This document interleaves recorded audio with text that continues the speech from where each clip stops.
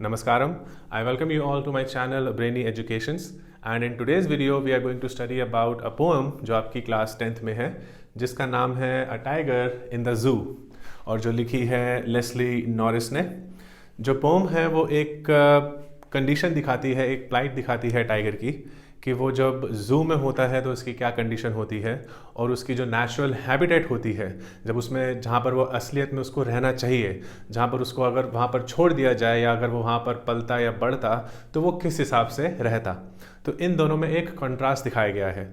जैसे अगर हम लोग ज़ू में जाते हैं अपने फैमिली के साथ, अपने बच्चों के साथ या अपने फ्रेंड्स के साथ, तो उसमें हम लोग वाइल्ड एनिमल्स की जो एक लाइफ की कंडीशन देखते हैं।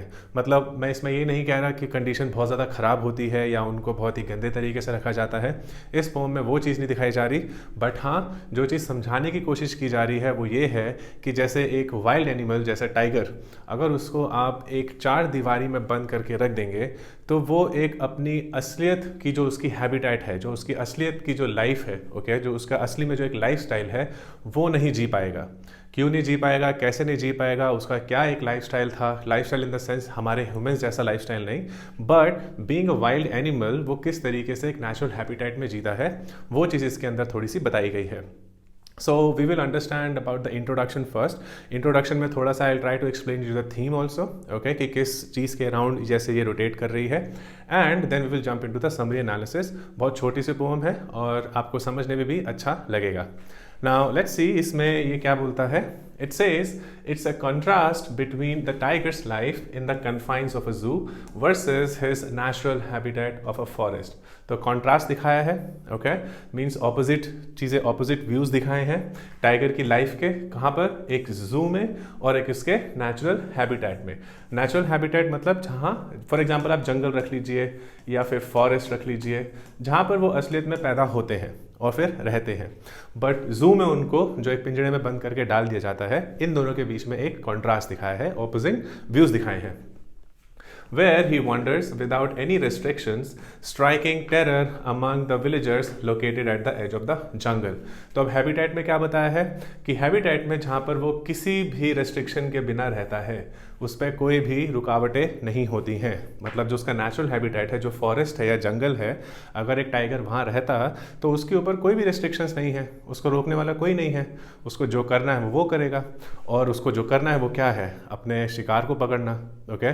तो जब वो डर होगा लोगों में, जब वो दहशत फैलेगी, वही चीज़ इसके अंदर दिखाई है कि उसका जो टेरर है वो विलेजर्स के बीच में होता है जो उस जंगल के कोने में रहते हैं, ओके। लेकिन अगर वही जू में बात करो तो जू में वो एक कन्फाइंड स्पेस में होता है। मतलब कन्फाइंड स्पेस मीन्स चार दीवारी और बिहाइंड द बार्स, इसके पीछे, okay. Then it says the poem arouses sympathy for the enslaved tiger who is constrained and deprived of its freedom. तो एक तरीके की सिंपथी जो है पोएट अराइज करने की कोशिश कर रहा है टुवर्ड्स द टाइगर, जिसको आप चार दीवारी में बंद तो कर देते हैं, वही चीज़ इसमें बता रहा है कि उसको एनस्लेव कर दिया जाता है एक चार दीवारी के अंदर, और जब आप उसको बंद कर देते हैं तो उससे उसकी आज़ादी जो है वो छीन ली जाती है। आप अपने आप से कंपेयर करके देखिए कि अगर आपको घर के कमरे में बंद कर दिया जाए और सिर्फ ये बोला जाए कि पढ़ो, पढ़ने के अलावा और कुछ नहीं करना, सिर्फ पढ़ो, ओके। अनफॉर्चुनेटली काफ़ी सारे बच्चों के साथ ऐसा होता भी होगा या होता आ रहा होगा। तो वही चीज़ है, उसकी लाइफ जो है, अगर आप जो उसको असलियत में जो जीना चाहिए वो तो जी नहीं पा रहा वो, ओके। जो एक अत्याचार उसके ऊपर हो रहा है वो चीज़ इसके अंदर दिखाई जा रही है। Then it says it shows the unfair and unjustifiable nature of man. Unfair and unjustifiable nature की कितना ज़्यादा अनफेयर हो जाता है एक इंसान सिर्फ अपने फ़ायदे के लिए, राइट, और जिसको आप जस्टिफाई भी नहीं कर सकते, क्योंकि जब आप उसको जू में बंद कर देंगे तो उससे कमाई होगी, इनकम होगी, लोग देखने आएंगे। वही चीज़ के लिए एक मतलब जो जंगल का जो एक टाइगर जिसको जंगल में रहना चाहिए उसको हम लोग जू में बंद कर देते हैं। Then it says the confinement deprives them of their natural habitat. उस confinement की वजह से, इस बार के पीछे इसको रहने की वजह से उसको डिप्राइव हो जाता है, मतलब उससे छूट जाती है क्या चीज़, उसकी नेचुरल हैबिटेट जो कि जंगल है। It causes suppression of their essential behaviour. तो उनका जो एक अपना बिहेवियर होता है वो दब जाता है। अपना बिहेवियर क्या, जैसे मैंने भी पहले बताया, किसी के ऊपर मतलब कूद के उनका शिकार करना या फिर अपने प्रे का इंतज़ार करना, तो वो चीज़ अभी इसके अंदर बताएंगे। तो वो अपने नेचुरल बिहेवियर में नहीं रह पाते। Instead of prancing on prey in the jungle, it moves only a few paces in the cage. तो ये चीज़ पोम में भी दिखाई गई है कि जो वो कूद फांद के अपना जो शिकार करने वाले जो एक वाइल्ड एनिमल है वो जंगल में सिर्फ 2 कदम या 4 कदम, सॉरी इसके अंदर अपने बार के अंदर 2 या 4 कदम, वो भी धीरे धीरे बहुत ही अपने मतलब एक डल और ड्राई मूव जो एक होती है वो चीज़ इसके अंदर दिखाई गई है। ओके तो यही कंट्रास्ट है कि जंगल में एक टाइगर की लाइफ कैसे होती है और जब उसको आप कन्फाइनमेंट में डाल देते हैं, जब जू के बार्स के पीछे डाल देते हैं तो उसकी लाइफ कैसे होती है। तो वो इसमें थोड़ा सा एक्सप्लेन करके दिखाया हुआ है। Let's just dive into the analysis and summary of the poem as well. छोटी सी है, ज़्यादा बड़ी नहीं है। It says, the tiger paces up and down the narrow confines of the cage angrily and noiselessly. तो जो टाइगर है वो इधर से उधर सिर्फ जा रहा है, इधर से उधर जा रहा है सिर्फ अपने केज में, ओके, और कुछ नहीं कर सकता। तो और वो बहुत ज़्यादा दिखा रखा है कि वो एंगर है उसके अंदर, ठीक, एंगर है और नॉइसलेसली वो आवाज़ भी नहीं कर सकता। टाइगर को बल्कि दहाड़े लगानी चाहिए, रोर करना चाहिए, कुछ भी नहीं हो पा रहा, वो सिर्फ उसके अंदर घूम रहा है। ओके जो लोग उसको देखने आ रहे हैं वो कुछ भी नहीं कर सकता उनके साथ। Now, tiger is actually supposed to be seen in jungle, gliding its way through the tall and thick vegetation. तो instead of doing this, instead of cage के पीछे उसको इधर उधर जाने के अलावा उसको क्या करना चाहिए, उसको जंगल में जो टॉल एंड थिक वेजिटेशन है, मतलब मान लीजिए जंगल है उसमें ऐसे ग्रास वगैरह सब कुछ उगी हुई है, ओके, तो उसके पीछे उसका काम है चलना और अपने प्रे को फांसना, ऐसे वो चीज़ बता रहे हैं, वो उसका काम है। इसके अंदर थोड़ा ना चलना उसका काम है। towards a water body where he could come across a plump deer or some other prey.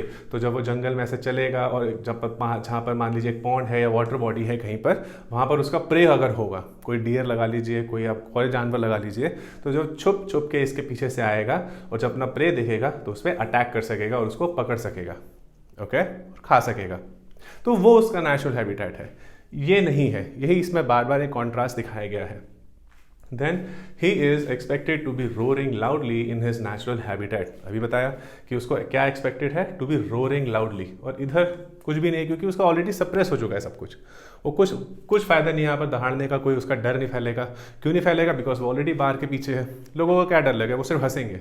आपने काफ़ी सारी ऐसी वीडियोस देख रखी होंगी जिसमें अगर लायन को या टाइगर को किसी बार के पीछे डाल दिया जाता है, ग्लास केज के पीछे डाल दिया जाता है, तो छोटे बच्चे बड़े लोग सब उसका मजाक उड़ाते हैं, ओके, सिर्फ अपने फ़न के लिए। बट उधर जो टाइगर है वो एक कोशिश करता है, सिर्फ कर कुछ नहीं पाता, कोशिश करता है प्रांस करने की, कुछ भी नहीं कर पाता, बिकॉज उतनी खुली स्पेस नहीं है, उसको बंद कर रखा हुआ है। ओके एकड़ों में रहने वाले जानवर को एक आपने सिर्फ कुछ गज के दायरे में बंद करके रखा हुआ है, तो उसकी लाइफ क्या रहेगी, वो चीज़ है इसमें। Then creating terror amongst the villagers who live on the periphery of the forest. तो जब अपनी वो रोर करेगा तो उससे क्या होगा, जो उस जंगल के पेरीफेरी मतलब बॉर्डर, जैसे पूरा जंगल है तो उसका जो बॉर्डर है यहाँ पे एज पे जो विलेजर्स जो रहते हैं, ओके, अगर वो यहाँ पर एक दहाड़ मारेगा तो इन सब में एक टेरर क्रिएट होता है। तो वो उसकी लाइफस्टाइल है। ओके ये नहीं बता रहा कि उसको करना पसंद है या नहीं, बट ऑब्वियसली उसकी लाइफस्टाइल है, वो वैसे जीता आ रहा, मतलब जीते आते हैं अगर जंगल में देखेंगे तो वो चीज़ है इसमें। Then unfortunately he is locked up in a concrete cell, standing helpless behind the bars, suffering the misery of slavery. Unfortunately क्या है कि उसको बार्स के पीछे लॉकअप कर रखा हुआ है जिसमें वो कुछ भी नहीं कर सकता। एंड स्टैंडिंग हेल्पलेस, ओके, बिल्कुल ही हेल्पलेस है कि अगर वो कूद के शिकार करना भी चाहे तब भी नहीं कर सकेगा, बिकॉज बीच में वो केज है। Suffering the misery of slavery, तो वो एक स्लेव बन के रह गया है। जिस हिसाब से जू के जो अटेंडीज़ हैं वो जिस हिसाब से उसके साथ बिहेव करना चाहेंगे, जब उसको खाना देना चाहेंगे वो तभी देंगे, जब ये खाना चाहेगा तब नहीं मिलेगा। ठीक है, उसकी नेचुरल हैबिटेट से देखिए कैसे छीन लिया। अगर वो जंगल में होता तो इसको जब भूख लगती वो तब खाता, तब शिकार करता, लेकिन यहाँ पर इसको जब जो जू के जो अटेंडीज़ होते हैं, जब इनको एक टाइम टेबल जो दिया गया है, जब इनका मन करेगा तब इनको वो देंगे खाना, ना कि इसके हिसाब से। ओके तो वो एक स्लेव बन के रह गया। He is indifferent towards the visitors. Okay ना अब इसको जो विजिटर्स देखने आए हैं, ओके, उसको मतलब कोई फ़र्क नहीं पड़ता उन विजिटर्स के लिए, तो एक तरीके से वो सिर्फ मतलब ऐसा दिखाया कि वो अपना पेस जो है स्लोली इधर उधर चल रहा है, वो चाहते हुए भी कुछ नहीं कर पा रहा। ओके सो उसका एक इनडिफरेंट एटीट्यूड दिखाया हुआ है इसके अंदर ना, जैसे मतलब उसको कोई फ़र्क नहीं पड़ता। He has a dull and miserable day. अब उसका डे बताया है, okay, which is dull and miserable, because obviously अगर आपको भी, जैसे मैंने बोला, अगर एक कमरे में बंद करके रख देंगे सुबह से लेकर रात तक और सिर्फ किताबें आपको दे देंगे पढ़ने के लिए और कुछ भी नहीं मिलेगा, मान लीजिए आपसे सब कुछ ले लिया जाए और at the end of the day आपसे पूछा जाए कि हाँ जी भाई कैसा दिन गया, ओके। जिनको पढ़ना पसंद है उनके लिए अलग बात है, बट जिनको नहीं पता वो, जिनको नहीं पसंद वो, ओके, उनके लिए तो आप ये तो नहीं बोलेंगे बहुत ही इंटरेस्टिंग डे गया, उनके लिए वो एक बहुत ही डल डे होगा, बोरिंग डे होगा, मिजरेबल डे होगा। Then when it ends, he listens to the patrolling cars that make a final round to make sure everything is in order. तो जब डे ख़त्म होने लग गया तो जैसे जू में जो कर्मचारी होते हैं वहाँ के, वो एक फाइनल राउंड लगाते हैं कि सब कुछ ठीक है, सब कुछ ऑर्डर में है, केज वगैरह सब कुछ बंद है, लोग वगैरह सब जा चुके हैं, वो सारी चीज़ें। तो वो सिर्फ उनकी एक वो चीज़ देखता है कि ठीक है अब उसका जो दिन है वो ख़त्म हो चुका है, ओके। वही सेम दिन कल शुरू होगा, इसी सेम तरीके से कल भी ख़त्म हो जाएगा जब तक वो जिंदा है, और जब उसकी लाइफ ख़त्म हो जाएगी तो ये चीज़ उसके साथ भी चली जाएगी। Then it says he strongly yearns for the unlimited freedom as he looks at the stars above with which are shining in the darkness of the night. अब क्या है कि जब सब चले गए हैं, पेट्रोल वाले लोग भी चले गए हैं, तो वो सिर्फ एक ये दिखाया गया है, एक ऑथर, एक पोइट ने उसकी ऐसी पिक्चर क्रिएट करी है कि he is just sitting there और वो ऊपर स्टार्स को देख रहा है, उस अनलिमिटेड स्काई को देख रहा है, उस वास्टनेस में देख रहा है जिसमें स्टार्स जो हैं अनलिमिटेड तरीके से फैले हुए हैं, और वो शायद ये जर्न कर रहा है कि काश वो भी उन स्टार्स की तरह आज़ाद होता, फ्री होता, बट वो नहीं है। बहुत स्ट्रांगली यर्न है, उसकी इच्छा हो रही है बहुत ही ज़बरदस्त तरीके से कि काश वो उस तरीके से आज़ाद होता जैसे आप और हम रहना पसंद करते हैं, ओके। तो उसका एक वही चीज़ इसके अंदर दिखाई गई है in the darkness of the night, कि डार्कनेस ऑफ द नाइट में उसकी आंखें जो है वो कुछ इस तरीके से चमक रही हैं उन स्टार्स को देख के कि उसको ये लगता है कि काश मैं भी आज़ाद हो पाता इन स्टार्स की तरह, बट नहीं है। तो यही पोम में दिखाया गया है टाइगर इन द जू। यही कंट्रास्ट है कि अगर आप उसको एक केज में डाल देंगे तो उसकी क्या लाइफ है, और अगर वो असलियत में अपनी हैबिटेट में जी रहा होता तो उसकी क्या लाइफ है, ओके। तो बस पोएम में यही बताया गया है कि एक कॉन्ट्रास्ट टाइगर की लाइफ में जो जू में होती है और एक जंगल में होती है। जू में कितना कन्फाइनमेंट में वो रहता है, कितना बंधे तरीके से वो रहता है, और एक जंगल में कितना खुले तरीके से वो रह सकता है, ठीक है। इससे ज़्यादा कुछ नहीं बताया गया इस पोएम में। नाउ अगर आपको ये वीडियो पसंद आई हो तो please like and subscribe to my channel और शेयर ज़रूर कीजिएगा इस वीडियो को, और अगर आपको कोई डाउट है तो please mention in the comments, मैं उसको सॉल्व करने की ज़रूर कोशिश करूँगा। I will be back with the next video soon. Thank you.